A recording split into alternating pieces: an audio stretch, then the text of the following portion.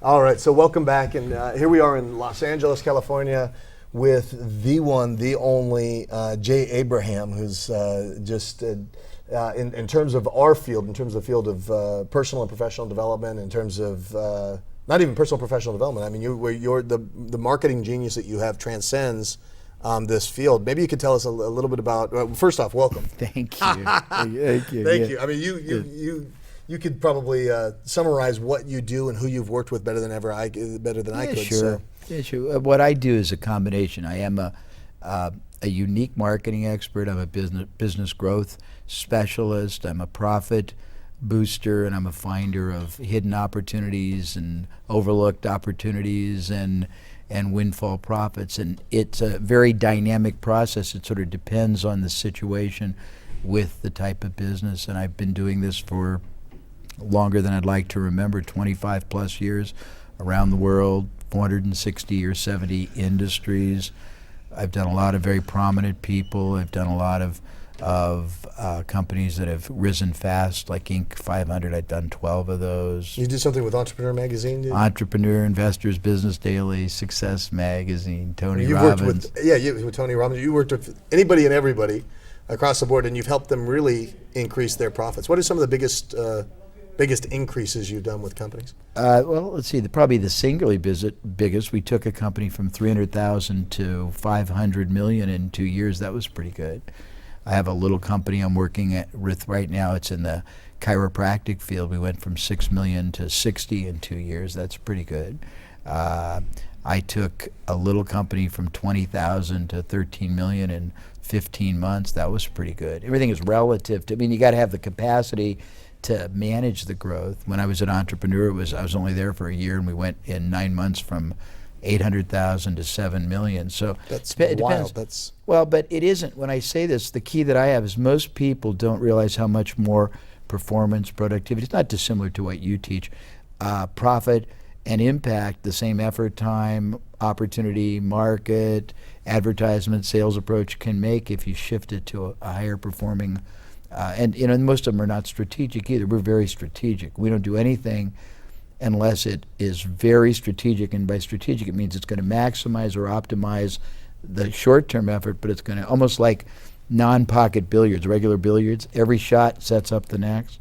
And it's a sort of a very integrated strategy of trying to make sure everything you do sets up the repeat sale or the new opportunity or the referral or the new market entry. And it's a little harder to explain, but it's a very powerful process. So you're saying that most business owners don't think that way at all? Most business owners are, first of all, tactical. They're not strategic. 95% of all business owners don't even have any goals. The few that have goals, they're very abstract. Like, I want to make $1 million. They don't reverse engineer it to really understand what has to happen, by month, by year, by product, by market, by activity. And all you got to do is put some discipline. And also there are ways to work on what I call the geometry of a business. You can multiply, surprising as this is going to sound, Chris, by as much as 21 times the performance of an ad, of a salesperson. Not always, but easily you can improve them 50 to 300% of leads that come in. You can convert more. We've seen lead conversions triple. We've seen headlines changed on an ad bring in 10 times more either prospects or sales. We've seen, the way we say it is it costs people the same fixed amount to run an ad, whether it pulls 3 sales or 33. It costs you the same to dispatch a salesperson this week, whether he or she makes 5 presentations or 55. It costs you the same to make those presentations, where they close 1 out of 5, 1 out of 3, 1 out of 2.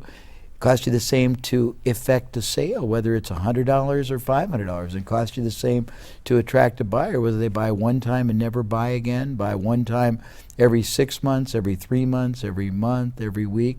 But if you can take activities that were pulling 3 responses and get them to pull 13, if you can take salespeople who were making 3 presentations and get them to make 6, if you can take people who were closing 20%, now they're closing 50, if you can get sales that were 100 and now they're 250, all of a sudden the combination of all those elements just skyrockets massively the sales and the corresponding profit of a business. I don't know if that's too No.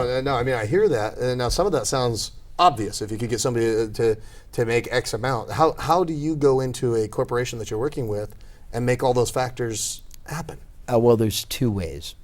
When I do it personally, I have a knowledge base, frankly, to die for, because I've been involved with something like 100,000 different advertising experiments, 20,000 sales. I've been online, offline. We know 93 different referral systems. So I on a very individualized, I can customize the process. But the key to it all is called funnel vision versus tunnel vision.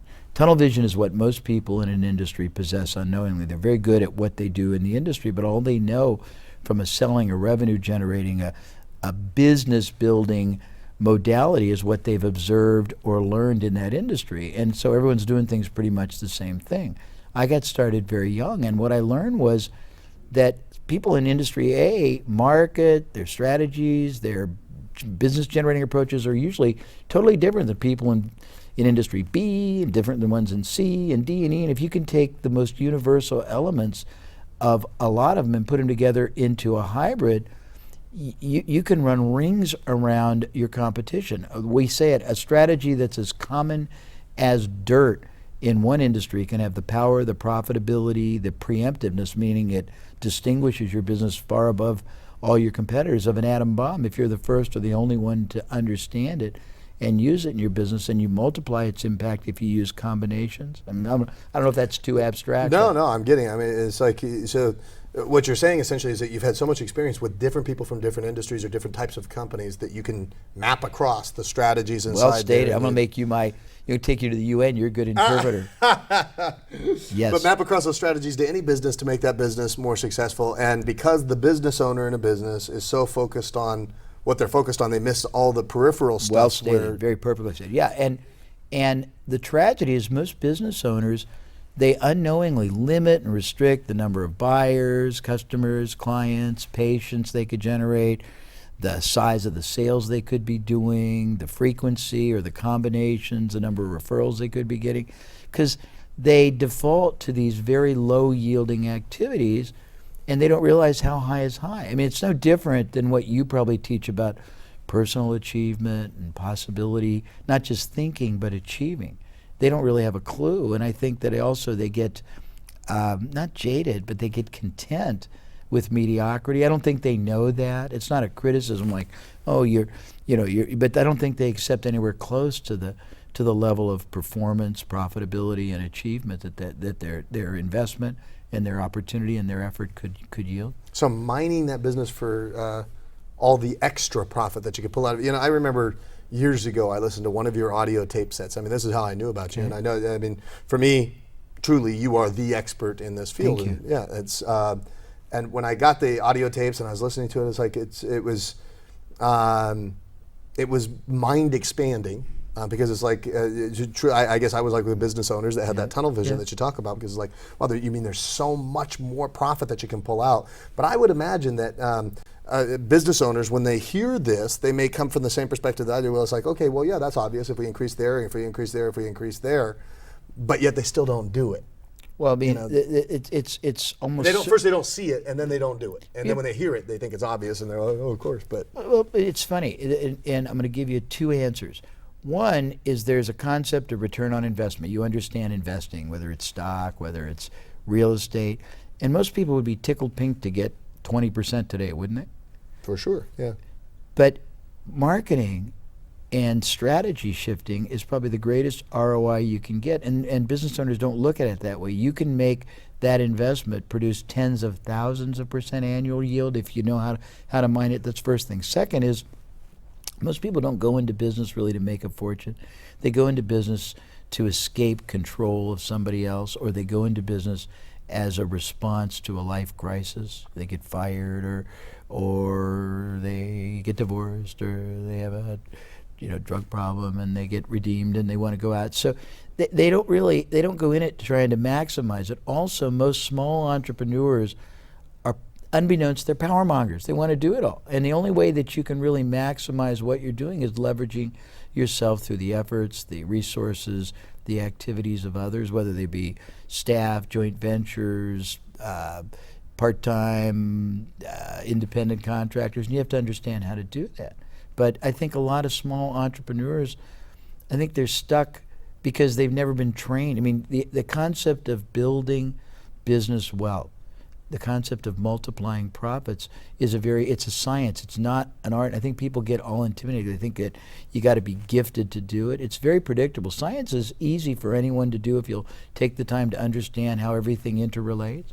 So how typically does it work when you go in and you sit down with a business owner, and let's say they're making, because I know your sweet spot is probably between 2 and 50 million. That's about. I like companies that are owner controlled, so that we can deal with somebody who can take the action, but not so big, and can't be too small and unstable because it needs to have solid capital to let us really parlay on what they're doing. If it's too big, there's too many tiers of management and insular thinking, and it's too hard to do. So that's a sweet spot usually. So now, how would it work? Can you give me an example of Sure. something that you work with, and how you'd go through that process? Or? Yeah, I'll see if I can make it simple, then you can interpret it because you're good at that today. And I haven't had enough coffee.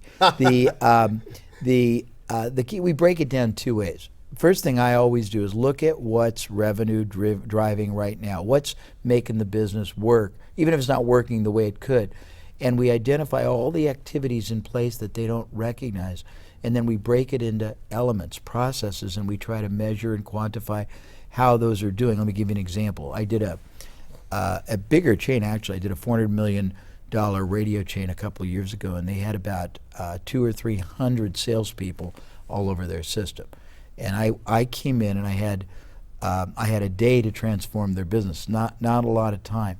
So before I did it, I identified all the different revenue generating activities, i.e. processes that went on in that business. And they're targeting prospects, making presentations, selling either, and I don't know if you know radio, there's drive time, there's midday time, there's less desirable time, there's packages. So I looked at all the different kinds of times they could be selling packages, best time, worst time. I looked at the different markets they could be selling, car dealers, retailers, independent, chains, national, local. I looked at the promotional events they did, concerts and things like that, and I identified in the 400 people the 80-20 rule, you know, the Pareto principle, the 5 or 6 people in each of those categories whose performance dramatically, like 2 or 3 times, like say you sold 5 times as many car dealers as anybody else, or you sold 10 times more of the lousy time in the radio station. Or I also looked at who sold best against alternative media that had better ratings. Like maybe TV has 10 times the ratings and it's a better buy. And I figured out what each of those people did consciously and subconsciously to do it, and we got them in the open to identify, articulate the concept, and we taught those concepts to everybody. So let's say that right now people are average at doing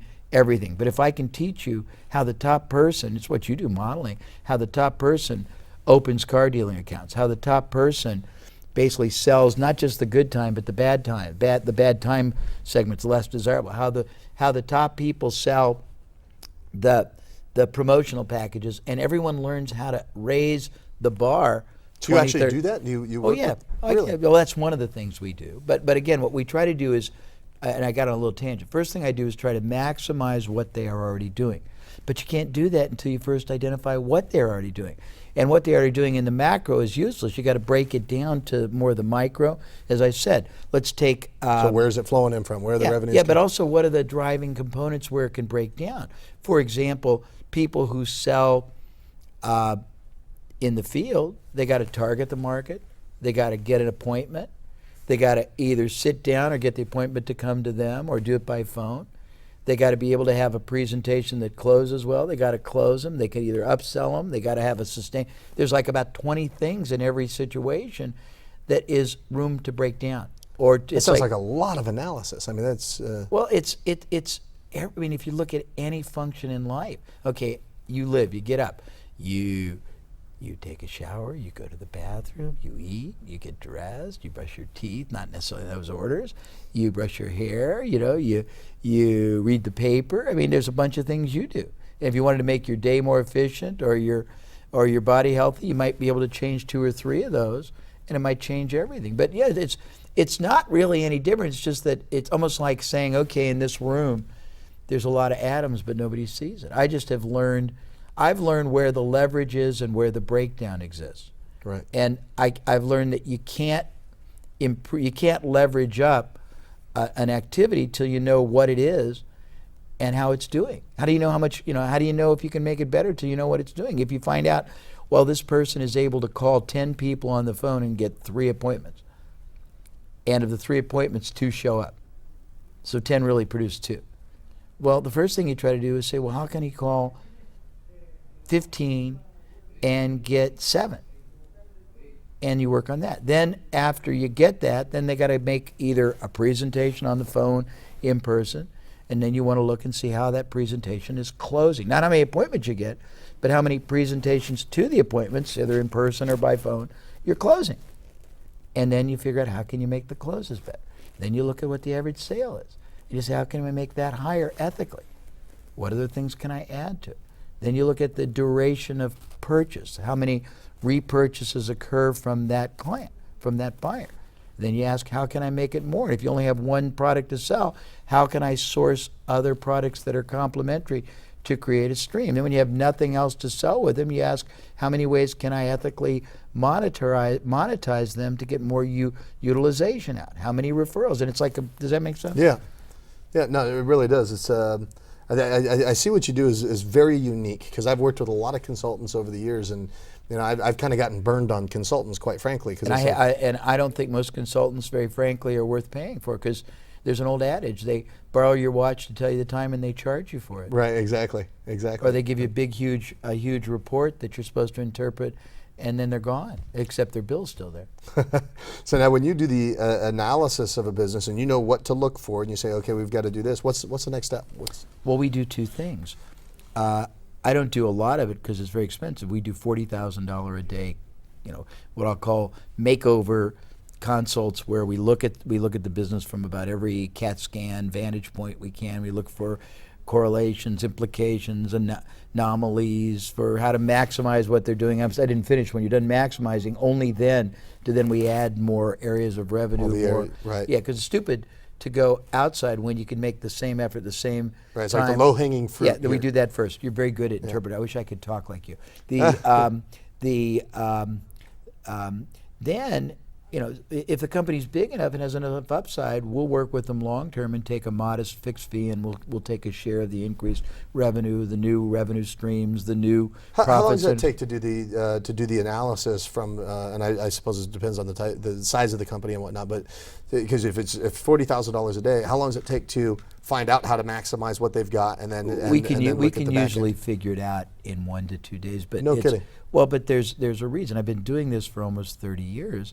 And I have 200 question assessments that they sneak up on you, and they look at every vantage point of connection, of performance, of implication, of leverage, improvement or breakdown. So before I ever see you, I know more about your business, and I ask you questions you've probably never even asked yourself. But you realize I understand I couldn't manage day to day. It's not my skill set, but I understand the revenue inner workings of businesses probably better than the people sometimes running them, because I look at it, from a more global sort of a perspective, and I understand all the different, what I'll call the money connections, the dots that have to be connected or could. Now you can see things other people can't see. I see dead people. Yes. You see dead people.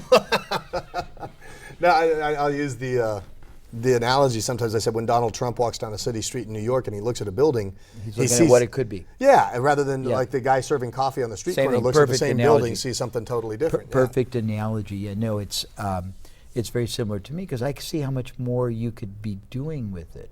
And when you look at my track record, on the one hand, it's almost unbelievable, but on the other hand, it's really very understandable, because most people accept a fraction of what the business, the effort can do. If you could make your ads pull 3-4 times, this is a classic example. People come to me, or online marketers, and they'll say, Jay, I'm getting 20,000 visitations or hits a month, and we're closing 0.5%. I need to get 200,000. And I'll say, whoa, that's so much harder, more expensive. and more difficult than just closing 5%. Let's work on getting more of the people coming through the door to buy and getting them to buy again and again and monetize them. But most people are just, I'm not sure why. All I know is that most small, medium-sized business owners, up to probably $75, $100 million, they're so engulfed in the business. I know I've thought that way myself at times. I mean, what you just described is like, oh yeah, well we get 200,000, Yeah. But there's another way to look at it that makes a lot more sense. Well, I mean, we teach that there's 3 ways to grow any business. The first is the most difficult and the one everyone defaults to. It's adding more buyers, more customers, more clients. The second is getting those people to spend more every time they purchase. The third is to get them to come back more often or have more utility value. Those last 2 are so much easier to do and they cost you nothing. The first one is hard. It's like buying your first, like you do seminars. The first people that come, that's the most difficult. After you get them in, they have an experience with you, they trust you, you offer them a spectrum of specialized programs. It's not terribly hard to get them to move forward, and the cost of doing that is time. It's not capital, but going to the outside market, it's very expensive. So most people, their focus is on the wrong thing. And we just try to, we're very pragmatic. I mean, what I say of myself is I'm super logical. I just know I don't get diverted by emotion. I don't get diverted by, not ignorance, but naivete. I don't get diverted by limited thinking, which we're like ruthlessly focused on where the highest and best performing leverage lies in a business. I mean, a lot of people might, let's just take an example. Let's say you have a business right now and it's doing $1 million. And your goal is 10 million. Well, first of all, I want to know why that goal. Well, if your goal is because you're making 100 grand, you want to make $1 million, and the only way you can see it is to go 10 times. I say, well, stop, Chris. If you don't change the model, you got right now a 2,000 square foot, retail store, and you got 3 employees, and you got $100,000 worth of inventory. If you want to do 10 million, you're going to have 30 people. You're going to have to have 20,000 square feet. And you're going to have management. Is that what you want? Or there's a way to get the same people to spend 5 times as much. There's a way to make the same people buy 4 times more often, so you can make the same amount of money with 1/10 the effort, the expense, the management. With the same infrastructure. And I go, I never thought about that. But a lot of people don't question their motives. Does that make sense? Yeah, totally. I question everything. I am curious about how you got into all this, because you have a Sure. tremendous life experience, and the story is very fascinating. It would have been sad, but it turned out very positive. I got married the first time, and I'm not saying that to be coy. I've been married 3 times. I got married the first time when I was 18. I had 2 kids at 20, and the need of somebody 40, and the world didn't care. I didn't go to college, and I'm not saying that with pride. It's just a clinical statement. And I gravitated I started out being what I'll call expense side of businesses, where I got hammered down in very low compensation because I did things that employers saw cost money. I very quickly moved to the revenue generating side, but because I had no formal skill set, nobody would give me a salary. They would give me a little desk in their office, and I'd get a share of new accounts I opened, or new leads that converted that I generated, or deals I set up. Or so from a marketing perspective. Yeah, well, marketing, selling, sales, anything would generate revenue. I mean, I bounced a lot of deals, but when you only earn if you perform, you figure out really quickly what works and what doesn't, and what works best. Then I basically have a very low boredom level, and I change jobs very often, like every 4 months. I did actually very well, but I got bored. But I got sick of industry, so I go from, like, I was in the manufacturing field, I was in the credit card field, I was in the association field, I was in the restaurant meatpacking field, I was in the real estate field, I was in the airline travel field, I was in the patent medicine field, I was in the mail order product field, I was in the collectible field, I was in, that's just up until about 28. And every time I switched industries, the first thing that became evident to me was, wow, the industry I just came from, they think like this, they sell like this, their business model is this. This industry has no relevance, no reference, no semblance of similarity. They do it totally different. Is there anything from this that could be added here? And you do that over 10 or 15 years times 3 or 4. And then, because I always was intensely interested in entrepreneurialism, I always did part-time things in the evening, so you multiply that by, I mean, I was involved with magazines, I was involved with startups, I've done just an enormous number of things. And part of it's probably my God-given talent. I've got a weirdly wired mind that takes all that and processes. And makes connections between things. Yeah, the analogy I used to make, and you may be too young, the old $6 million man. Did you ever see? Come on, I've seen that. Yeah, that was my favorite. When it started, they had all this incredible matrix, and you saw all this crisscross. Well, my mind does that now. I've had so many different life experiences in so many industries from so many vantage points that I can look at a situation and I go. But it's that even sounded like the $6 Million Man music. Well, I mean, and we say that, but it's a little hard to explain. But we do. I got templates. I've organized all kinds of different.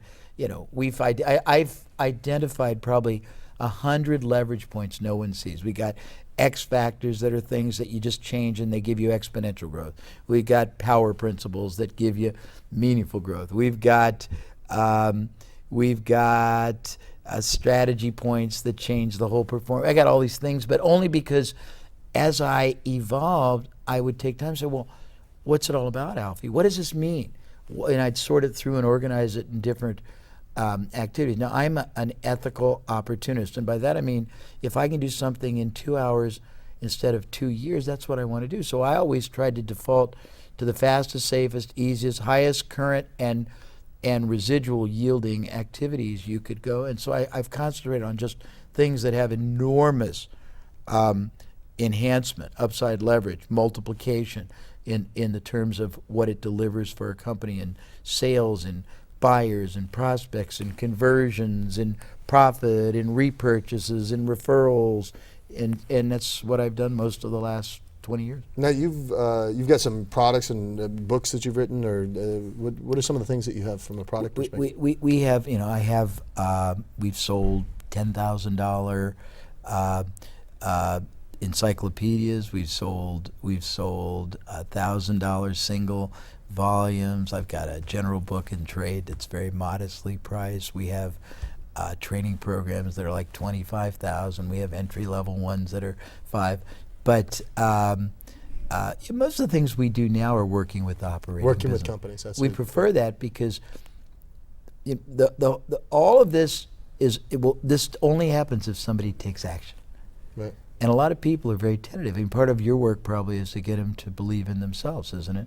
To get them to break through the barrier and move from contemplation and theorization to transactionalization.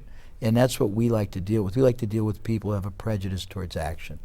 Highly motivated, not linear-minded, very open-minded, a prejudice towards taking action and a willingness to learn non-traditional thinking that's highly ethical but much higher performing than the standard. It's like not your mother's business growth type concepts. They're very simplistic, and yet they're very, very, very evolved and enlightened and very torqued down to very lowest common denominator where everybody can understand them.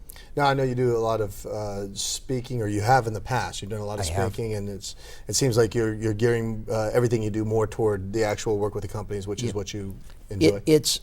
When I was younger, I mean, I'm 38. Okay, yeah. Well, I'm pushing 60. And with it comes comes more humility, more, not that you're not, but it just comes more humility, more wisdom, and more clarity on what you want and what you don't want. When I was younger, it was exciting, to have 1,200 people pay you $5,000 for 3 days, and your ego was stimulated. But I prefer being directly, I mean, we still do a little bit, but I prefer being directly involved with people behind the scenes, sort of being the non-acknowledged, I get paid very generous, but the mastermind who can strategize, who can course correct, who can fine tune, who can really engineer and pilot massive growth.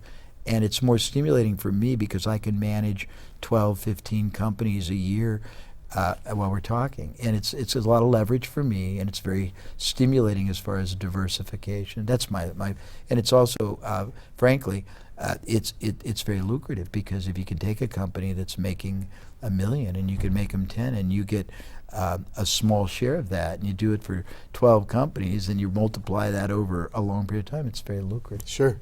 Now, like, let's say you've got a small business owner, somebody that's doing $1 million, $2 million a year. Okay. And they want to really increase that. What are some of the things they could do? Some ideas that they could do immediately to, where do they look first? How do they start? Yeah, there's a couple of very simple things. So let's just take a look at the average company. The average company is generating new buyers somehow. Okay, so the first thing is figure out where they're coming from and question the method, the concept you're using. And if it's just word of mouth, for example, probably 80% of all small, medium companies get 20 to 100% of their business from referrals or word of mouth. Now, that's interesting. What's shocking is almost none of them have even one formalized referral generating system or strategy in place to generate, maximize, sustain referrals from everybody all the time. We've been involved with so many industries that we've identified 93 referral generating systems that cost nothing. They just cost changing and shifting of effort, of time, what you say at the point of contact or effort, how you communicate. Well, referral generated buyers, they buy quicker, they negotiate less, they buy more, they're more profitable, they buy more things, they buy more often, and they refer more people. And yet most people in business, even if 100% of their business stems from referrals, they spend all their time screwing around with sales approaches or ads. And so we try to get people in alignment. That's one thing. The next thing you can do is reactivate inactive buyers. Almost every business has attrition. You know what attrition is. It's a finite number of people who used to buy from you no longer do. Almost nobody knows what the quantity or the number is. If they know what that is, they don't know who they are. When they figure out who they are, there's normally 3 reasons people stop buying. If you can understand which of those 3 they fell into, correcting that and reactivating it was very easy. They either basically had an interruption in their life that had nothing whatsoever to do with you, but they got negatively habituated. Maybe they got sick. Maybe they were traveling. Maybe baseball season started and they had to take their kid. But whatever it was, they stopped having a relationship with you, not because they didn't like or want or enjoy your product or service. Just stop. All you got to do is re-engineer contact and demonstrate serious interest and concern about their well-being, and you'll get half of them back. The second is they had a bad experience. Maybe it didn't get delivered on time. Maybe the product didn't perform and the repair didn't come out fast. Maybe the delivery person got mud on their carpet or oogled their wife or their daughter. And it was nothing that the business owner would have consciously or knowingly allowed or ever even accepted if he or she knew about it. But if you call and engage an inactive buyer and just say, hey, if we did anything, I need to make the last transaction you do with my business a favorable one. So I insist on doing something wonderful with you now, and you give them a great deal, you can get half of those back. The third category of inactivity is somebody who outgrew the need. But they had a great experience. They're a perfect source of referrals. Those are just a couple of little things, but we have like 100 ways to grow more buyers. We have like 30 ways to get people to buy more at the point of purchase. We have 20 or 30 ways to get them to buy more often and more, or get more utility. We got about 30 ways to penetrate new markets. We got 120 ways to ethically capitalize on other people's resources. But I've spent the better part of 25 to 30 years, I don't want to think about it, figuring all these out, and at different intervals stopping and saying, well, what new distinctions, what new category, what new accelerators have we figured out that we've never formally organized? And then we organize it, and we get it, and it just adds one more layer to our ability to rapidly accelerate somebody's business. So what would you say of all the accomplishments so far? What are you most proud about of everything you've done so far? I'm proud of 2 things.